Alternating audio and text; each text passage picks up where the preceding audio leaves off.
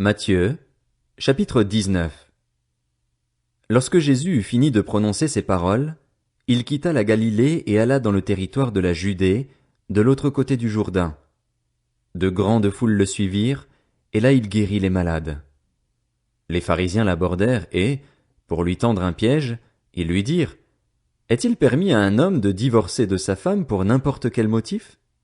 Il répondit: N'avez-vous pas lu que le Créateur, au commencement, a fait l'homme et la femme et qu'il a dit: C'est pourquoi l'homme quittera son père et sa mère et s'attachera à sa femme, et les deux ne feront qu'un.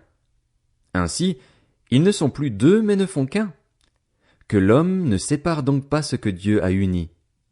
Pourquoi donc, lui dirent-ils, Moïse a-t-il prescrit de donner une lettre de divorce à la femme lorsqu'on la renvoie? Il leur répondit: C'est à cause de la dureté de votre cœur que Moïse vous a permis de divorcer de vos femmes. Au commencement, ce n'était pas le cas. Mais je vous le dis, celui qui renvoie sa femme, sauf pour cause d'infidélité, et qui en épouse une autre commet un adultère. Et celui qui épouse une femme divorcée commet un adultère.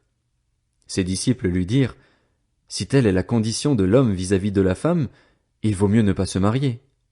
Il leur répondit: Tous ne comprennent pas cette parole, mais seulement ceux à qui cela est donné. En effet, il y a des eunuques qui le sont dès le ventre de leur mère, d'autres le sont devenus par les hommes, et il y en a qui se sont fait eux-mêmes eunuques à cause du royaume des cieux. Que celui qui peut comprendre comprenne. Alors des gens lui amenèrent des petits enfants afin qu'il pose les mains sur eux et prie pour eux. Mais les disciples leur firent des reproches. Jésus dit: Laissez les petits enfants, ne les empêchez pas de venir à moi, car le royaume des cieux est pour ceux qui leur ressemblent. Il posa les mains sur eux et partit de là. Un homme s'approcha et dit à Jésus: Bon maître, que dois-je faire de bon pour avoir la vie éternelle? Il lui répondit: Pourquoi m'appelles-tu bon? Personne n'est bon, si ce n'est Dieu seul. Si tu veux entrer dans la vie, respecte les commandements. Lesquels? Lui dit-il. Et Jésus répondit: Tu ne commettras pas de meurtre. Tu ne commettras pas d'adultère. Tu ne commettras pas de vol. Tu ne porteras pas de faux témoignages. Honore ton père et ta mère, et tu aimeras ton prochain comme toi-même. Le jeune homme lui dit: J'ai respecté tous ces commandements dès ma jeunesse. Que me manque-t-il encore? Jésus lui dit: Si tu veux être parfait, va vendre ce que tu possèdes, donne-le aux pauvres et tu auras un trésor dans le ciel. Puis viens et suis-moi. Lorsqu'il entendit cette parole, le jeune homme s'en alla tout triste, car il avait de grands biens. Jésus dit à ses disciples: Je vous le dis en vérité, il est difficile à un riche d'entrer dans le royaume des cieux. Je vous le dis encore, il est plus facile à un chameau de passer par un trou d'aiguille qu'à un riche d'entrer dans le royaume de Dieu. Quand les disciples entendirent cela, ils furent très étonnés et dirent: Qui peut donc être sauvé?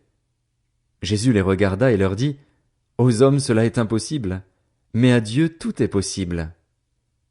Pierre prit alors la parole et dit: Voici, nous avons tout quitté et nous t'avons suivi. Que se passera-t-il pour nous?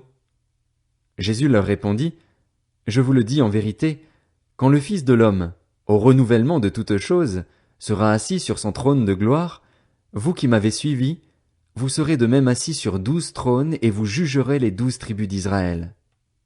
Et toute personne qui aura quitté à cause de moi ses maisons ou ses frères, ses sœurs, son père, sa mère, sa femme, ses enfants ou ses terres, recevra le centuple et héritera de la vie éternelle.